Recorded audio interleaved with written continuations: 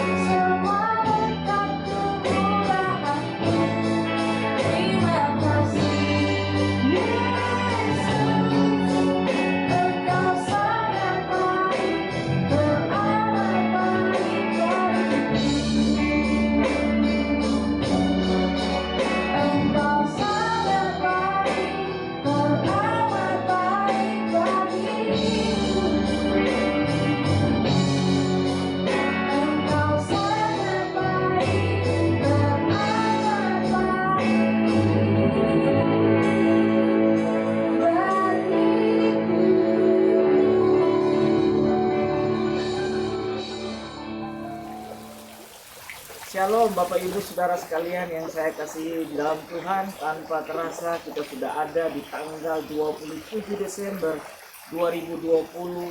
Selama hampir 1 tahun kita mengalami pemeliharaan Tuhan yang dahsyat dan ajaib dalam hidup kita.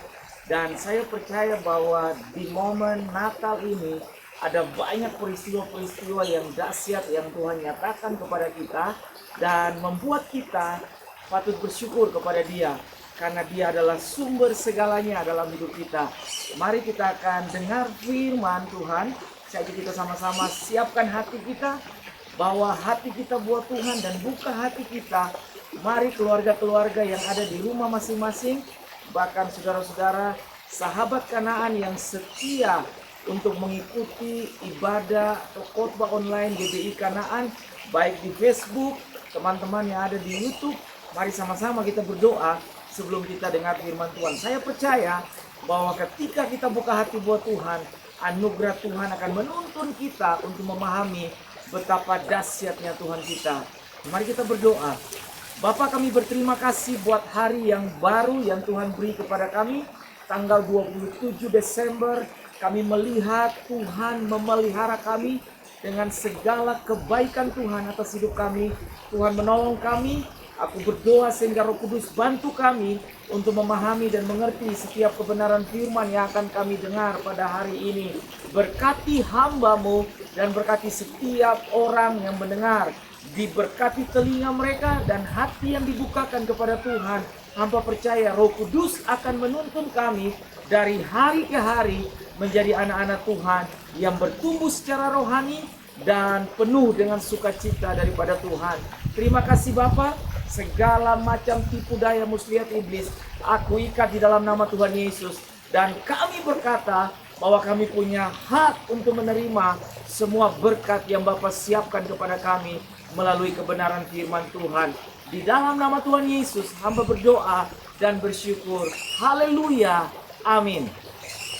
Bapak Ibu jemaat yang saya kasihi di dalam Tuhan, saudara-saudara yang bisa mengikuti khotbah online GBI Kanaan lewat Facebook dan YouTube. Saya ajak kita sama-sama belajar dari kebenaran firman Tuhan di dalam edisi 27 Desember 2020. Saya ambil dari Mazmur pasal 46 ayat 1 sampai dengan ayatnya yang ke-8. Mazmur 46 ayat yang pertama sampai dengan ayat yang ke-8. Begini kebenaran firman Tuhan. Saudara-saudara bisa buka Alkitab dan bisa menyimak. Allah kota benteng kita, perikopnya Allah kota benteng kita, untuk pemimpin biduan dari Bani Korah dengan lagu Alamot nyanyian. Allah itu bagi kita tempat perlindungan dan kekuatan, sebagai penolong dalam kesesakan sangat terbukti. Sebab itu kita tidak akan takut sekalipun bumi berubah, sekalipun gunung-gunung goncang di dalam laut, sekalipun ribut dan berbuih airnya, sekalipun gunung-gunung goyang oleh geloranya. Kota Allah kediaman yang maha tinggi disukakan oleh aliran-aliran sebuah sungai. Nah, di tempat ini ada sungai kecil yang dipersiapkan dan kita bisa belajar banyak hal di sini. Ayat yang ke-6, Allah ada di dalamnya, kota itu tidak akan goncang. Allah akan menolongnya menjelang pagi. Ayat yang ke-7, bangsa-bangsa ribut, kerajaan-kerajaan goncang, ia memperdengarkan suaranya dan bumi pun hancur. Ayat yang ke-8, Tuhan semesta Allah menyertai kita, kota benteng kita ialah Allah Yakub. Haleluya. Ini firman Tuhan sangat memberkati kehidupan saya secara pribadi. Tidak mudah dan tidak gampang kita bisa berada hampir 1 tahun. Dunia ini, bumi ini dilanda dengan pandemi COVID-19. Sangat tidak mudah bagi semua orang. Tapi saya percaya bahwa di dalam semua pergolakan, di dalam semua pergumulan, di dalam semua tantangan kehidupan, Allah punya satu tujuan dan satu maksud untuk membawa kita lebih dekat kepada Dia, bergantung sepenuhnya kepada Dia. Dan pada hari ini, pagi ini kebenaran firman Tuhan datang kepada kita. Allah itu bagi kita tempat perlindungan dan kekuatan. Tempat perlindungan. Sejarah bangsa Israel, mereka mengenal dengan namanya kemah. Kemah adalah tempat di mana mereka berteduh dan berdiam. Setiap kali prajurit Israel pada saat keluar berperang, dan ketika ada di antara mereka yang terluka di medan peperangan, maka prajurit yang lain akan membawa temannya yang sedang mengalami luka masuk ke dalam tenda, di dalam kemah, dan di sana di kemah itu prajurit yang terluka tadi diobati dan ditolong supaya sembuh, sehingga waktu dia sudah total sembuh, dia bisa keluar lagi untuk berperang. Nah, ini kemah. Alkitab mengatakan Tuhan itu bagi kita tempat perlindungan dan kekuatan. Bukankah sampai dengan hari ini Allah itu bagi kita tempat perlindungan dan kekuatan? Yang setuju bersama-sama katakan yes, amin. Allah itu bagi kita tempat perlindungan dan kekuatan. Tempat perlindungan, kata perlindungan berarti ada kekuatan, ada tempat yang melindungi kita. Dulu zaman peperangan besar, ada bunker yang disediakan. Bunker itu tempat di mana pada saat satu pasukan dihujani dengan bom dan mortir, maka bunker itu adalah tempat persembunyian yang terbaik. Dan bunker yang dibuat itu dari tempat yang kuat, dengan daya kekuatan yang sangat kuat, sehingga pada saat mortir itu jatuh atau bom itu meledak di sekitar bunker, tidak akan pernah bisa membunuh atau bisa merusak orang yang berdiam di dalamnya. Nah, Tuhan bagi kita adalah tempat perlindungan dan kekuatan, kata Alkitab. Dan di sana dikatakan begini, sebagai penolong dalam kesesakan sangat terbukti. Sampai hari ini, saudara dan saya luput. Sampai dengan hari ini kita masih menghirup nafas udara yang baik sekali. Sampai dengan hari ini kita masih makan dengan cukup. Kita masih bisa berpakaian sekalipun tidak mahal, tapi masih bisa berpakaian. Itu tandanya Allah bagi kita sebagai penolong dalam setiap kesesakan, dalam setiap situasi, dalam setiap kondisi-kondisi yang tidak begitu mengenakan, dan berpihak kepada kita sebagai penolong dalam kesesakan. Alkitab bilang Tuhan itu sudah terbukti. Dia terbukti untuk menolong saudara dan saya. Dia terbukti untuk menyembuhkan saudara yang sakit. Dia terbukti untuk melepaskan saudara yang terikat. Dia terbukti untuk memulihkan keadaan saudara. Dia terbukti untuk membawa saudara dari satu tempat ke tempat yang lain. Dia terbukti di dalam setiap musim kehidupan kita. Sehingga Alkitab bilang begini, sebagai penolong dalam kesesakan. Saudara tahu kesesakan? Di mana tidak ada tempat lagi untuk kita berdiam. Tempat di mana terjadi riak yang begitu kuat. Dan Tuhan bilang begini, sebagai penolong dalam kesesakan, Tuhan sangat terbukti. Tidak ada tempat yang aman di bumi ini. Saudara mau cari tempat dimanapun, tidak ada satupun tempat yang paling aman di bawah kolong langit ini. Tempat yang paling aman, tempat yang paling terbukti adalah Tuhan saja. Bagaimana caranya? Datang kepada Dia, alami Dia, sehingga kita bisa menikmati dan merasakan terbuktinya Tuhan untuk menolong kita. Bapak Ibu Saudara yang saya kasihi di dalam Tuhan. Ayat yang ketiga, perhatikan. Sebab itu kita tidak akan takut. Sekalipun bumi berubah, sekalipun gunung-gunung goncang di dalam laut. Gunung-gunung goncang, kalau gunung yang kelihatan di atas laut kita bisa lari. Tapi ketika gunung itu bergoncang dengan kerasnya di bawah dasar lautan, itu kekuatan yang tidak bisa kita ukur, saudara-saudara. Itu bisa terjadi kapan saja dan bisa meluluhlantakkan siapa saja karena tidak bisa terlihat. Sehingga kita memakai analogi ini, sekalipun bumi berubah, sekalipun gunung-gunung goncang di dalam laut, sekalipun ribut dan berbuih airnya, sekalipun gunung-gunung goyah oleh geloranya, Kota Allah, kediaman yang maha tinggi, disukakan oleh aliran-aliran sebuah sungai. Tuhan membawa dirinya, memperkenalkan dirinya sebagai Allah yang teofani, Allah yang hadir di segala tempat. Di mana ada Allah berdiam, tempat itu diliputi, didiami dengan damai sejahtera. Tidak ada tempat yang paling aman selain di kota Allah. Kemah di mana Allah berdiam, itu kemah yang paling aman, kemah yang paling tenang, kemah yang paling luar biasa atas hidup kita. Nah, mari saya ajak saudara untuk sama-sama kita melihat betapa dahsyatnya Tuhan itu bagi kehidupan kita. Kota Allah, kediaman yang maha tinggi, disukakan oleh aliran-aliran sebuah sungai. Tuhan membawa dirinya, memperkenalkan dirinya sebagai Allah yang melindungi, Allah yang memelihara. Saudara, waktu pergi ke sebuah tempat wisata dan ada sebuah sungai yang mengalir, kesannya yang kita terima dan kita dapat adalah tempat itu penuh dengan damai karena ada aliran sungai yang mengalir. Ketenangan ada di sana. Nah, ketika kita datang kepada Tuhan, kita berdiam diri dengan semua hiruk pikuk, dengan semua riak-riak dunia yang bergelora dengan kuatnya. Ketika kita datang kepada Tuhan, Allah bagi kita adalah tempat perlindungan, dan kota yang maha tinggi disukakan oleh aliran-aliran sungai yang mengalirinya. Sehingga waktu kita datang kepada Tuhan ada ketenangan. Ketika kita datang kepada Tuhan ada kedamaian. Ketika kita datang kepada Tuhan ada solusi yang paling terbaik. Kenapa? Karena Tuhan tempat perlindungan kita.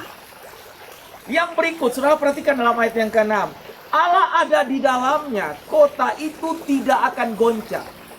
Ayat yang ke-6 ini menjadi ayat dasar buat saya bicara. Bagaimana kita bisa melihat cara Tuhan memelihara? Kita harus percaya kepada Tuhan, bahwa Tuhan ada. Ketika kita menaruh percaya kepada Tuhan, bahwa Dia ada dalam semua situasi, Dia ada di dalam semua pergumulan, Dia ada di dalam semua tekanan, Dia ada dalam semua tantangan yang datang dalam kehidupan kita. Ketika kita yakin dan kita percaya, di situ ada jawaban. Ayat yang ke-6 mengatakan, Allah ada di dalamnya. Kota itu tidak akan goncang. Allah akan menolongnya menjelang pagi. Bukannya pergumulan kalau datang itu ketika kita mau tidur malam.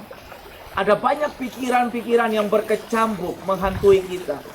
Kita pikir anak sekolahnya bagaimana, kapan suaminya bisa bekerja lagi, atau PHK terjadi di mana. Pikiran-pikiran yang sangat kuat menghujani yang datang menggerogoti pikiran kita. Tapi ketika kita mau datang kepada Tuhan, ada ketenangan yang Tuhan kasih. Berapa banyak di antara saudara dan saya yang mungkin hari-hari selama 8 bulan lebih kita mengalami masa-masa yang begitu sulit di dunia ini. Ada banyak yang bergumul tentang pekerjaan, banyak yang bergumul tentang rumah tangga, ada banyak yang bergumul tentang hal-hal yang di luar kemampuan kita. Tapi saya mau ajak saudara pada pagi ini, datanglah, akuilah bahwa Tuhan ada. Akuilah bahwa Dia hidup. Akuilah bahwa Dia adalah Immanuel. Immanuel yang tidak akan pernah membiarkan saudara. Immanuel, Allah menyertai saudara sampai kapan? Sampai kita tutup mata tinggalkan bumi ini. Semua yang kita punya ketika Allah ada di dalamnya, tidak akan ada yang tergoncang.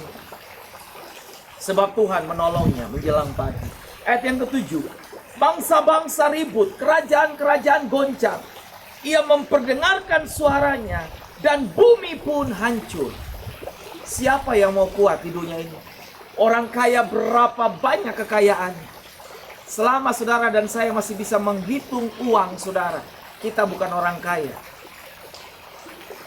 Tapi ketika kita percaya kepada Dia yang punya langit dan yang punya bumi, tidak ada duanya dan tidak ada tandingan, maka kita harus percaya bahwa Dia lebih besar dari semuanya. Alkitab mengatakan bangsa-bangsa ribut, kerajaan-kerajaan goncang. Semua kekuatan dunia mengalami kelesuan, mengalami kehampaan. hanya ada kerajaan yang tidak tergoncangkan, yaitu kerajaan Allah.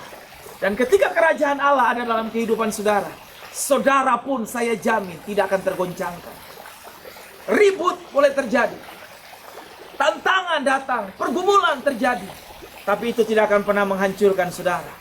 Karena benteng hidup kita yang menjaganya adalah Tuhan semesta alam. Ayat yang ke-8. Tuhan semesta alam menyertai kita. Kota benteng kita ialah Allah Yakub. Bukankah kita hidup dengan pemberian berkat Abraham, Ishak, dan Yakub? 3 patriark Israel yang bagi kita sampai hari ini kita menerima berkatnya. Sehingga berkat Abraham, berkat Ishak, dan berkat Yakub senantiasa mengikuti kita. Dan Alkitab memakai nama salah satu dari bapak patriark Israel, yaitu Yakub. Kota benteng kita ialah Allah Yakub. Yakub bergumul dan bergulat dengan Allah pada saat dia lari dari kejaran kakaknya Esau. Tapi ketika dia bergulat dengan malaikat Tuhan, dan dia tidak mau melepaskan malaikat Tuhan, dan dia mengatakan, berkat-Mu atasku terjadi, baru aku melepaskan. Dan malaikat itu melepaskan berkat. Sampai hari ini berkat itu turun atas kehidupan. Berkat itu terjadi dalam pernikahan. Berkat itu mewarisi semua keturunan. Berkat itu terjadi dalam setiap pekerjaan. Sehingga waktu saudara mau pergi kemana, apa saja yang saudara buat, saya percaya berkat Abraham, berkat Ishak, dan berkat Yakub akan mengikuti saudara. Percayakah kita sampai hari ini bahwa Tuhan kita dahsyat dan ajaib? Hal-hal yang perlu saya kasih tahu buat kita. Mari belajar lagi, flashback. Belajar lagi, membuat riset dalam hidup saudara. Banyak sekali kita mengalami pertolongan Tuhan. Banyak sekali kita mengalami pembelaan Tuhan. Banyak sekali kita mengalami mujizat-mujizat dari Tuhan. Apakah kita meriset kembali? Riset berarti mengulang semuanya untuk menjalani sesuatu yang baru. Kita calling down sebentar. Kita meriset kembali kehidupan kita. Kita meriset kembali rohani kita. Saya mau kasih tahu, semua yang terjadi dalam kehidupan kita itu perlu kita tenang dan kita meriset kembali hidup kita. Fondasi apa yang sedang kita bangun akhir-akhir ini? Kekuatankah? Kekayaankah? Nama baikkah? Semua yang saya sebutkan, kekayaan, kedudukan, nama baik, popularitas, semua akan berhenti, akan redup, akan habis masanya. Tapi ketika kita mau datang kepada Tuhan, semua yang Tuhan kasih itu sifatnya langgeng dalam hidup kita. Kita kembali lagi, Tuhan tolong saya mau setia kepada Tuhan. 2020 mulai dari bulan Januari, bulan Februari, COVID di Indonesia merebak dengan luar biasa dahsyatnya. Sampai dengan hari ini, semua menjadi kelesuan. Mengalami yang namanya letih dan lesu. Tapi Alkitab mengatakan, marilah kepadaku, semua yang letih dan lesu, dan berbeban berat. Aku, Tuhan, akan memberikan kelegaan kepadamu. Riset kembali hidup rohani saudara. Dan kembali lagi memulai di tahun 2021 dengan satu destinasi, dengan satu keyakinan, dengan satu kemauan. Saya mau hidup lebih baik dari tahun ini. Saya mau percaya Tuhan lebih dahsyat dari tahun ini. Saya mau sungguh-sungguh dengan Tuhan lebih lagi di tahun depan daripada tahun seperti ini. Saya mau lebih lagi dalam hal rohani. Saya mau kasih tahu, orang yang bertumbuh, dia tidak akan pernah mencari kambing hitam orang lain. Orang yang bertumbuh, dia tidak sibuk dengan orang lain. Orang yang bertumbuh, dia akan terus bertumbuh. Dan dia akan mengalami pertumbuhan-pertumbuhan dalam sisi rohani dalam hidupnya. Orang yang bertumbuh, dia pasti hidupnya memberkati banyak orang. Orang yang tidak bertumbuh, suka mencari orang lain punya kesalahan. Suka mengkambing hitamkan orang lain. Kembali lagi, meriset semua dalam hidup kita. Saudara punya kemauan yang tidak sesuai dengan kemauannya Tuhan, disesuaikan kembali dengan kemauan Tuhan. Saudara punya langkah yang tidak sesuai dengan langkahnya Tuhan, diriset kembali. Sehingga langkah saudara di tahun 2021 adalah langkah yang lurus dan penuh dengan keberkatan. Ada hal-hal, pelayanankah? Mungkin kita melayani di tahun 2020 asal-asalan. Hampir 1 tahun kita berdiam diri di rumah dan online, secara online ibadah. Tapi saya mau kasih tahu, Tuhan latih kita di tahun-tahun seperti ini untuk kita meriset kembali. Ketika offline itu dibuka, saya mau serius dengan Tuhan. Karena Tuhan saya serius dengan saya sampai dengan hari ini. Tuhan Yesus memberkati saudara, tetap setia, tetap hidup dalam pengharapan, tetap percaya kepada Tuhan. Kita akan menyelesaikan tahun ini di beberapa hari ke depan. Saya percaya Tuhan Yesus hidup dan berkuasa. Tetap berdoa, saya berdoa buat saudara supaya saudara tetap kuat dan tetap yakin kepada Tuhan. Karena dengan Tuhan kita cakap melakukan segala sesuatu. Berdoa untuk pembangunan gereja Geraha GBI Kanaan yang sebentar lagi akan selesai. Kita berdoa supaya Tuhan mencukupi semua hal-hal yang menjadi keperluan interior. Tuhan melengkapinya sehingga waktu ibadah offline dibuka, kita bisa memakai selama 20 tahun bangunan yang Tuhan sediakan kepada kita. Mari kita berdoa. Bapa, kami berterima kasih buat kebenaran firman Tuhan. Tuhan adalah benteng kehidupan kami. Tuhan menara kami ketika Tuhan berdiam dalam rumah tangga, dalam pernikahan, dalam kehidupan, di dalam pekerjaan. Segala sesuatu tidak akan bisa tergoncangkan. Karena kota Allah, milik yang maha tinggi, disukakan dengan aliran-aliran sungai yang mengalir. Kami berterima kasih buat firman yang kami dengar. Umat-Mu yang sedang ada dalam pergumulan diberkati, dikuatkan, disembuhkan. Umat-Mu yang sedang mengalami hal-hal kesendirian dalam hidup mereka, Allah sumber sukacita menguatkan mereka. Aku melepaskan semua kebaikan-kebaikan Tuhan atas hidup anak-anak-Mu. Terima kasih Bapa. Mari umat Tuhan, kekasih-kekasih Tuhan, angkat kedua belah tangan-Mu. Buka tanganmu dan arahkan hatimu. Terimalah berkat daripada Tuhan. Allah menghadapkan wajahnya kepada saudara dan memberkati saudara dengan kasih karunia-Nya. Damai dari anaknya, Yesus Kristus, senantiasa tinggal di dalam hidupmu. Sukacita yang dikerjakan oleh Roh Kudus, mengalami semua yang baik dari Dia, kita alami setiap hari dalam kehidupan kita. Pemberian-pemberian yang terbaik dari Tuhan kita alami di tahun yang akan kita selesaikan 2020 sebentar lagi. Kita percaya bahwa dengan Tuhan semua yang baik terjadi untuk hari ini dan terjadi juga untuk masa yang akan datang. Terima kasih Bapa. Semua pemberian yang baik kita terima daripada Allah Bapa, Anak dan Roh Kudus di dalam berkat nama Tuhan Yesus. Haleluya, haleluya. Amin. Shalom, Tuhan Yesus memberkati. Kita ketemu lagi di tahun yang baru, semangat yang baru, pengharapan yang baru. Di tahun 2021, Tuhan Yesus memberkati.